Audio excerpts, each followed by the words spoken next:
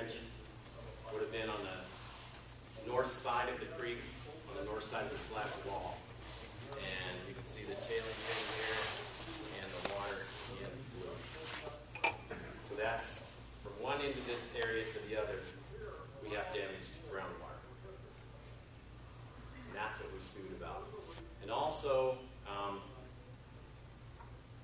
on the hill in the Superfund area, there's over 420 acres of mine dumps that have been capped. And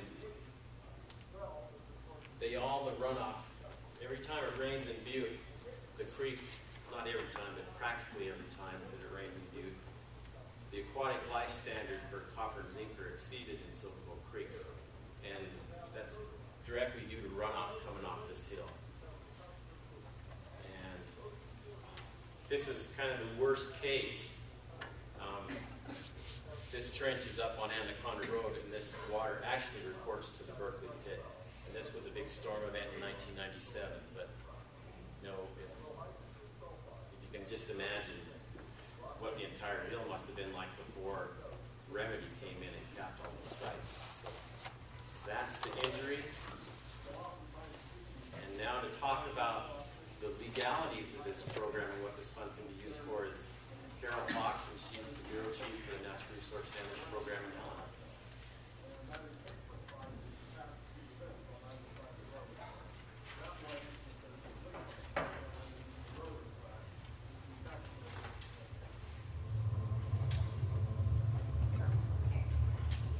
Thanks everyone for coming tonight. I am not an attorney, but I will be talking about legal requirements, giving you a general overview. Just to help steer the ideas in the right direction. Understand when we give examples here, a lot of examples about what might fit for funding or what might depend on the case specifics. That is the advice from my attorney. So I'll keep it general to help you steer in the right direction. The Superfund law that Pat talked about that enabled the lawsuit also specifies how our dollars can be spent. And this is the recipe right here, our legal threshold. Dollars can be spent to restore, replace, or acquire the equivalent of injured natural resources or lost services. Pat briefly reviewed those injured natural resources for the Butte Area 1. Those are injured surface water and groundwater resources in Butte Area 1. The lost services are the functions that those resources provide, the physical and ecological functions. So we had injured groundwater in Butte, and the function that that groundwater could have provided would have been drinking water. So that's an example of a lost service that we covered under our lawsuit. For the surface water injuries, think about the inability to fish in the creek, an easy example of some aquatic recreational services that we covered in our lawsuit because of the contamination prevented, basically killing the fish in the creek. So, in a general sense, projects that will improve surface water, groundwater, aquatic recreational activities, or drinking water are projects that are a good fit for our funding. Okay. And then I'll run through some examples. And it is run quick because then we'll have a lot of interaction. Do you ask some questions now? They're having trouble hearing you. You cannot hear because of the music? Okay. And my voice, how's this? Is this any better? No?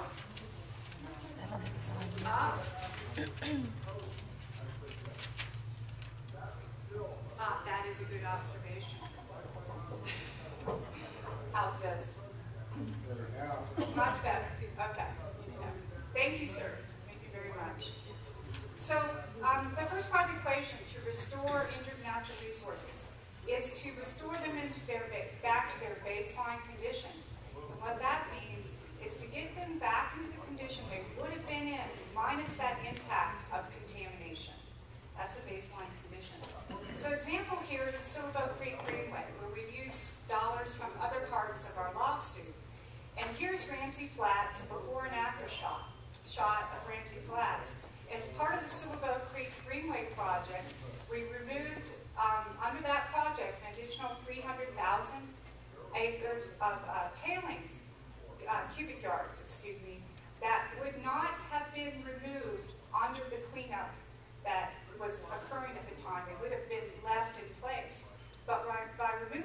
additional tailings. We've improved the surface water, the fisheries, the riparian areas, and helped it to be a more naturally functioning floodplain. So that's an example of restoration. For restoring Butte Area 1, removing the parrot tailings, removing the Diggings East and Northside tailings, are an example of restoration of injured resources. Replace, in a simple sense, just substitution. What it means is you're creating or enhancing resources or services that are the same or very similar to those that have been injured, but away from the immediate site of injury. So my example here, we've spent our funding to do this project, is the Browns Gulch project, where we paid for fencing, riparian fencing, to improve the riparian habitat. It's not in Butte Area 1, but what it improved was the fishery of Browns Gulch. And that fishery is considered the same or similar to the fishery that we sued about in the lawsuit. And acquiring acquisition is essentially a subset of replacement. It means acquiring unimpaired resources, such as excellent fish and wildlife habitat.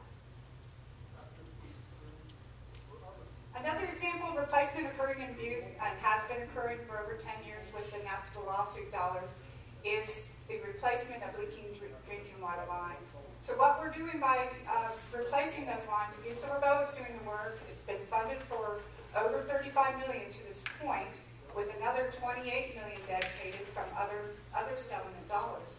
Is we're providing a replacement supply of clean water because of that contaminated groundwater that cannot be used for drinking water.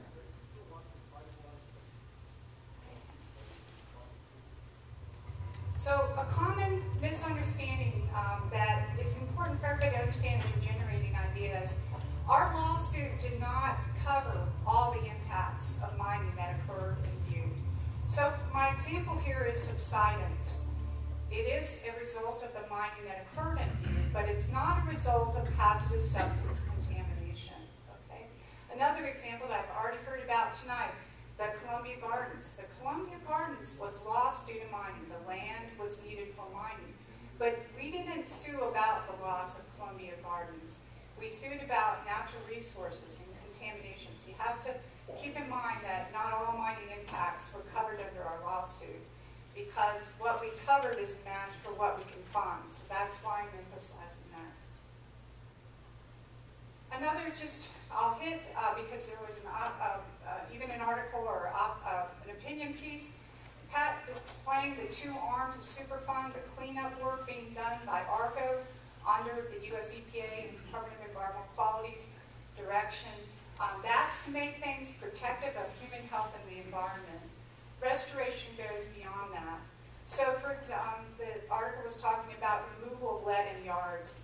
That's work being done under remediation. It is not restoration, and it's aimed at eliminating those public health threats. Okay, so the major question to ask about your project ideas is what will benefit. Helen reviewed that. That's one of the things you fill out on the form. In Browns Gulch, what we had was it benefited a fishery, so it was eligible.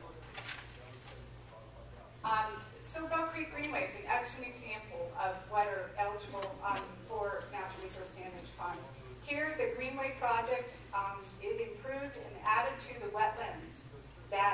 So added wetland, waterfowl habitat, fishery habitat, helped to have a natural functioning plain, more naturally functioning floodplain with both the wetlands and with a whole lot more of riparian plantings. So a lot more shrubs and trees planted in the riparian zone and the floodplain zone that help the fishery. So those are examples of restoration activities in an injured area.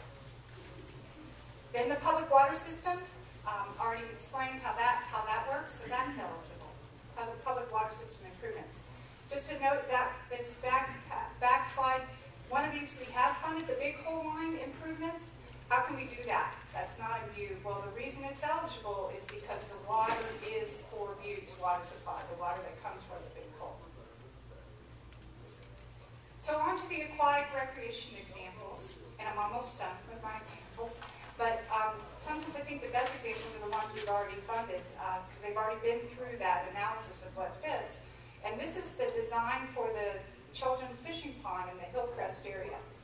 And some of you might ask, well, we didn't sue about pond fisheries, but we did sue about lost fishing.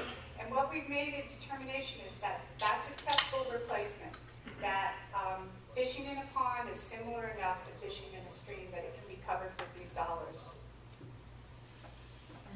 Another example of past funding was to help, through our dollars, the Big Butte area was acquired, the land, and also improvements were made to obliterate trails that were causing erosion.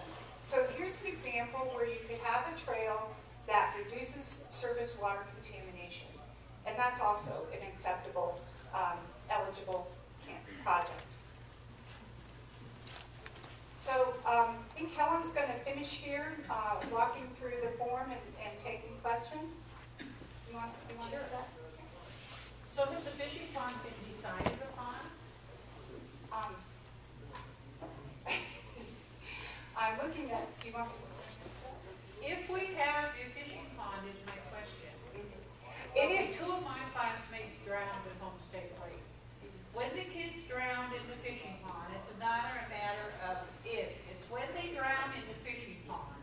Who is going to be responsible? You? Okay. You decided to do it. Actually, and I'll look for Tom Butte here, but it was a project that was brought forward by Butte Silverbow government in partnership with the Skyline, Skyline, and it was eligible for our funding because it offered fishing opportunities. They're in the design phase, and they just had a public meeting about it 2 weeks ago, I believe. And I know that your concern was raised at that meeting, and Tom is Jocelyn, are you involved with this project? As the park board, yes. Oh, okay, with the Butte Silverbow Yeah, Park so and the Recreation. fishing pond, will become part of the Butte Silverbow Park system and open space area. So any of these facilities that are developed, including the pond, would be covered under their Butte Silverbow, their insurance program. So when they drowned in there, well, then we'll just know that the county will get some money. Good. We want to make sure. There's a long process. I mean, it would take a bring suit to the county. And it's a habitat also, a fish habitat, right? Correct. Okay. It is restoration. It will be. And so fish habitat's got a lot to do with conservation issues too, right? Oh, good. Okay, we'll go further into this. Okay, so we're back to the form, which is why we're here tonight. We want your input. The forms are on the table, and if you don't wish to put your contact information down, you don't have to. You can remain anonymous, and we will still consider your ideas. And if we just go over the project types, it builds upon what Carol was just talking about to get you guys in the right direction of choosing the right types of projects. So under project type on the form, there are projects under mining waste removal, waste cap improvement, because improving the waste caps on the hill will certainly be protective of the creek during the storm events that Pat mentioned. Stream restoration projects like was done in Browns Gulch. Revegetation of areas impacted by mining. Recreation fishing, like the kids' fishing pond. Water system improvements, as Butte Silverbow's been implementing. Any stormwater controls are also advantageous to protect Silverbow Creek during storm events. And then we do have a category of other, because I'm certain that we didn't get every project type listed. So, yes. So all this land that's open and stuff, is it all open space, or is there any land that can be used for industry, or to replace what we've lost in being able to build? Actually, right now, Butte Silverbow is going through rezoning on their open spaces, and